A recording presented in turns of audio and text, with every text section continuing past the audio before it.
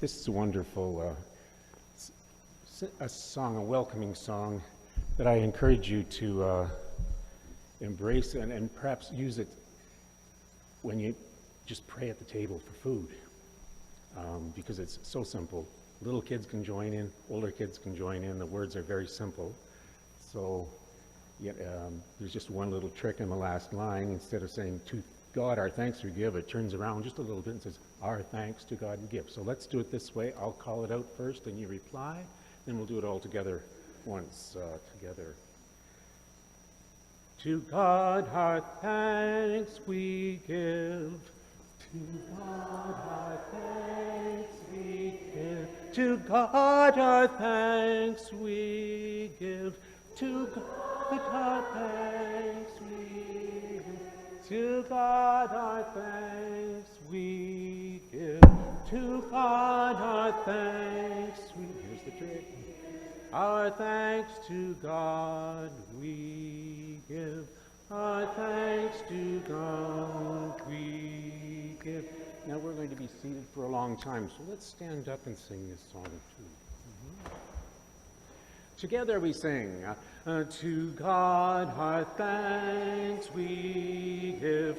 To God our thanks we give. To God our thanks we give. Our thanks to God.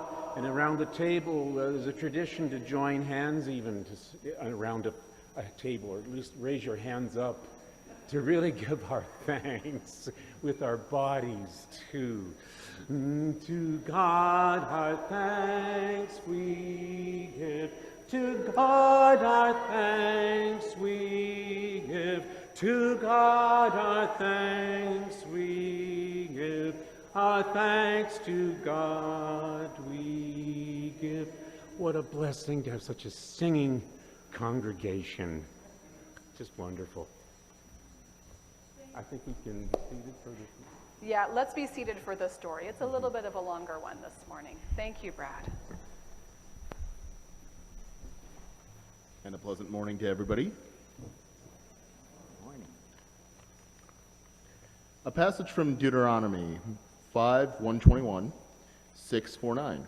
May we be equipped by these words to walk in love for God, ourselves, our neighbors, all people, and all God's creation. Moses called out to Israel, saying to them, Israel, listen to the regulations and the case laws that I am recounting in your hearing right now.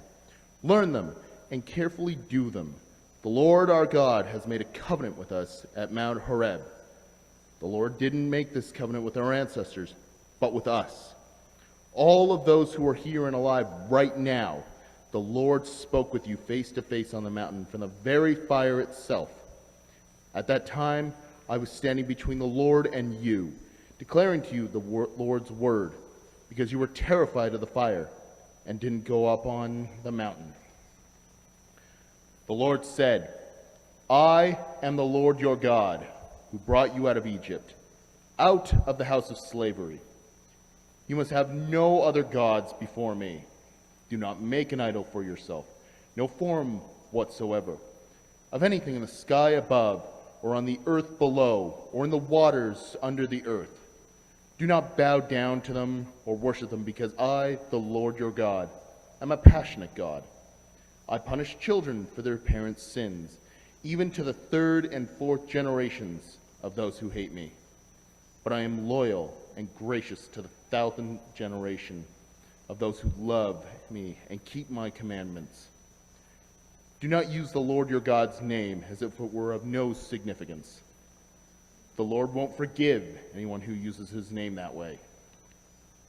Keep the Sabbath day and treat it as holy, exactly as the Lord your God commanded. 6 days you may work and do all your tasks, but the seventh day is a Sabbath to the Lord your God. Don't do any work on it. Not you, your sons or daughters, your male or female servants, your oxen or donkeys, or any of your animals, or the immigrant who is living among you, so that your male and female servants can rest just like you. Remember that you were a slave in Egypt. But the Lord your God brought you out of there with a strong hand and an outstretched arm. That's why the Lord your God commands you to keep the Sabbath day.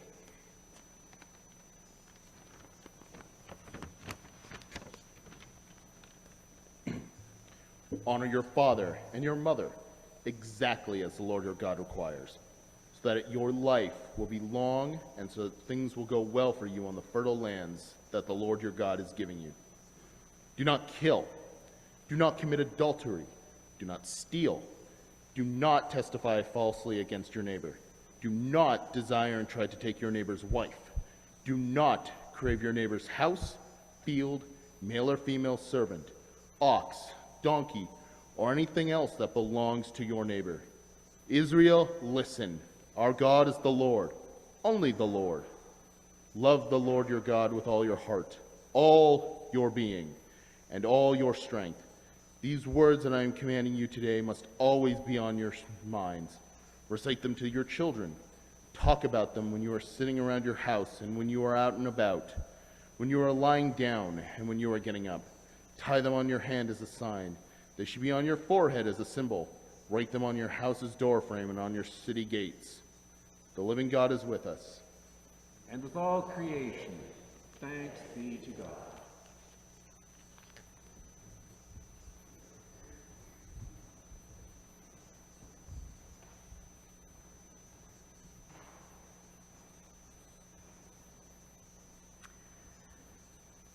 A lot has happened since Moses encountered God in that burning bush, which is where we were just last week.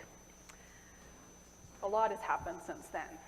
In obedience to that call, Moses did return to Egypt right after a lot of negotiation and 10 plagues. Pharaoh finally relents and lets the Israelites go. But there still is that dramatic showdown, right, where Pharaoh changes his mind for an instant, and at the Red Sea, God does that miraculous thing by creating a way through for the Israelites to pass safely into the Sinai wilderness. And for 40 years, they wander in that wilderness. They learn to trust in God who faithfully provides for them, right? God provides food, manna, and quail. God provides water for them. And even so, they complain a lot. They struggle to trust that God will make good on that promise to lead them to a land of their own. In those 40 years, God gives them the 10 Commandments, as well as a bunch of other rules that they are to live by. That's pretty much the entire book of Leviticus, are all of those many, many rules. And finally, after 40 years, God decides that the people are now ready to enter the promised land. And that's actually where the reading we just heard fits in today. The excerpts from Deuteronomy are, in fact, a recalling or a remembering of when God gave the 10 Commandments on Mount Sinai. In Deuteronomy, Mount Sinai is called Mount Horeb, so that's that difference. That's why it was called Horeb instead in our reading. And actually, the entire book of Deuteronomy is Moses giving speeches or sermons, reminding people of who they are, of what God has done for them, just as they are about to enter the promised land. So if we can visualize that, right? They are at a place where they can see where they are going to be going. But before they do that, Moses wants to remind them of who they are. And so a lot of Deuteronomy is repetition in a way of what is also recorded in Exodus. But that's the framing for it. It is a remembering of what has happened in the wilderness before the people enter the promised land.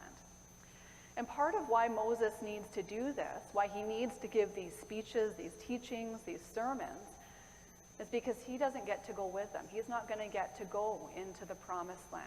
And in fact, from that first generation of slaves, those who were liberated, only 2 people, only Caleb and Joshua, will get to go into the promised land.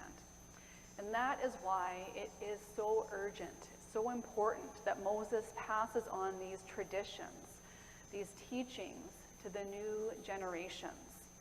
These are the ones who were born in the wilderness, who didn't have that experience of slavery, but they too need to remember where they have come from and who they are. Remember who you are. It's a really fitting theme on this Thanksgiving weekend. This is a time that for many of us, it's wrapped up in traditions and memories.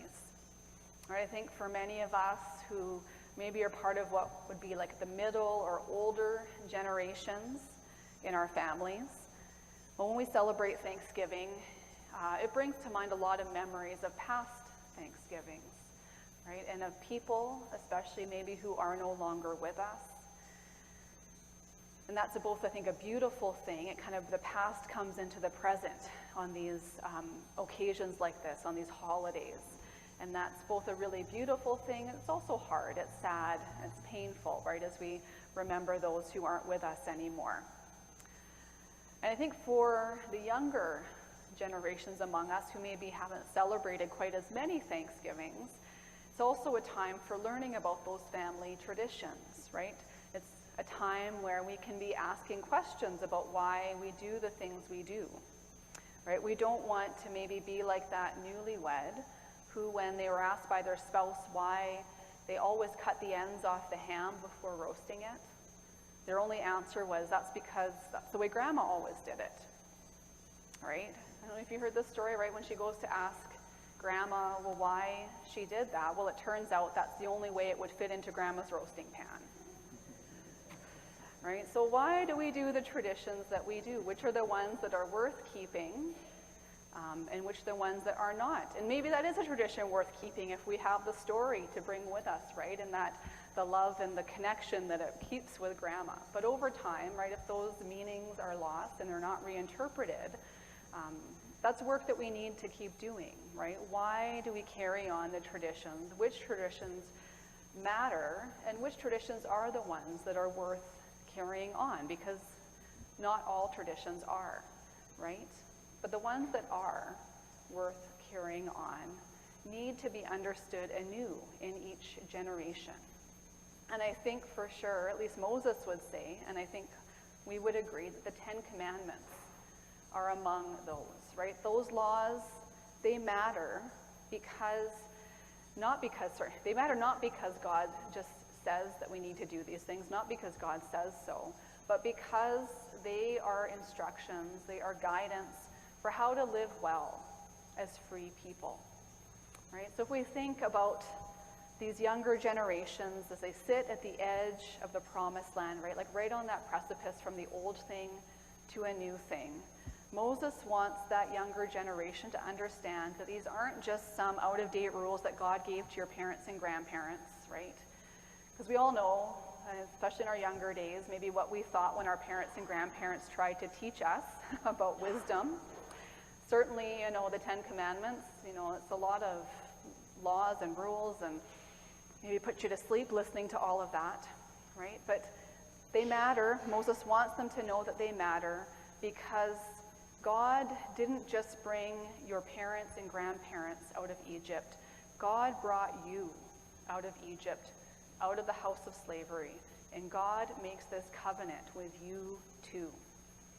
Moses knows that the life ahead for this generation will be far different than what it was for their parents and grandparents, right? They're about to enter into this land of prosperity. It will be night and day different from the lives their grandparents and ancestors lived in Egypt, right? They are going to enter this land that is flowing with milk and honey. They will not be slaves again, but that doesn't mean that they won't encounter things that might threaten to enslave them in other ways, right? Things like greed or jealousy or pride or bitterness, selfishness, right? Even in this land of prosperity, the 10 Commandments will be a gift to help guard against those other things that threaten to enslave. Now, we could easily have an entire sermon series on the 10 Commandments. There is a lot in what we heard this morning, and Maybe we can do that maybe next summer. We can do a series on the 10 Commandments. We don't certainly have time this morning to go into all of the details. But in a nutshell, what I hope we can take away as we think about the 10 Commandments is that they are something that helped the people remember who they are, right? The 10 Commandments were a reminder that they are a people who have been liberated by God. And because of that gift, God calls them to live in ways that are loving and that are life-giving for the whole community. Right? I am the Lord your God who brought you out of Egypt, out of the land of slavery. These words, which come at the start of the 10 Commandments, they're an invitation to us as we hear them this morning to recall the times in our own lives when God has saved us, right?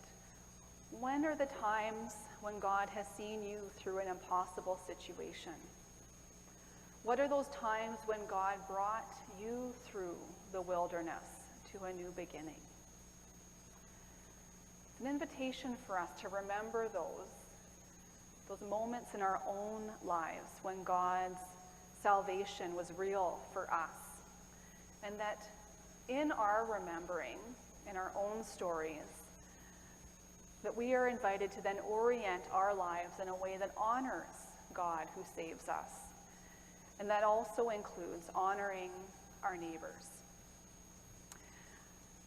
Now, I don't know what your experience or feeling is about the 10 Commandments. I think sometimes as Christians, we can feel a little bit of tension about them, right? I think some of this maybe stems from the teachings in the New Testament, and certainly the Apostle Paul spends a lot of time being critical of the law, right? And he's the one who writes about how we are not saved by anything that we do, right? We are saved by grace through faith. And as Lutherans, that's something that's really central to our understanding of faith in God and salvation, right? So there certainly are some pieces in the New Testament that challenge our understanding about law and our works. And maybe some of this stems too, if we feel some tension around the 10 Commandments, it's the way that they have been taught to us or interpreted, right, in ways that maybe are overly legalistic and that don't feel life-giving, because it certainly, rules can do that, right? They don't always feel life-giving, and so how do we understand them in a way that they can bring that? So I think it's helpful as we think about the 10 Commandments to also think about what Jesus had to say about the law, right? He did talk about how he didn't come to abolish the law, but to fulfill it. And maybe you can recall that story. It's recorded in more than one of the Gospels when Jesus is asked which of the commandments is the greatest. Right? And Jesus says this, the most important one is this: Hear, O Israel, the Lord our God, the Lord is one. Love the Lord your God with all your heart and with all your soul and with all your mind and with all your strength. And the second is this: love your neighbor as yourself. There is no greater commandment than these. I hope you can hear the connections with what Jesus said and what Moses said. Right? Jesus would have known those commandments, having been raised in the Jewish tradition. But for his generation, he's reinterpreting them again, right? Summarizing them in 2 commandments. So I think for us as Christians, a helpful way to think about commandments, about law, is that we seek to obey God's commandments not because doing that will save us. Right? We're already saved because of God's love. We seek to follow God's commandments because this is how God calls saved people to live. This is how God calls saved people to live. We are liberated people. We have been freed from the power of sin and death and destruction and all that would threaten us. And because of that, we are called to live in loving and life-giving community with one another. And in our humanness, right, we are far from having it all figured out and being perfect. We need guardrails. We need some guidance to help us do this well, right? And I think the 10 Commandments And Jesus' reinterpretation of that is 2 commandments, right? All of those, both of them, give us some guidance to help guard against those things in our world that would threaten to enslave us, right? Things that we face, those temptations of greed and selfishness, pride, jealousy, fear of other people, fear of anything, right? We live in a world where there is constant calling for our attention and our devotion to other things, right? And these rules, they can be really life-giving when they call us to remember God's desire for us, right? To be in relationship with God and to be in good relationship with others, both strangers and friends. So on this Thanksgiving weekend, as we take time today in worship and over this weekend to remember those things and those people for which we are grateful, to remember the people and the traditions that make a difference in our lives, my prayer for us is that this recalling, this remembering will also inspire us then to live in a way that honors that tradition and that remembering, right? To live in ways that will bring more blessing into this hurting world. Amen.